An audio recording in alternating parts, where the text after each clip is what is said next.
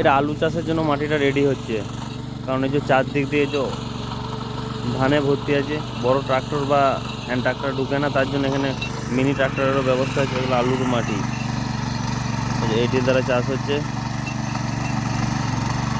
Hand ট্রাক্টরের মতন ছোট, সহজেই চলে আসে।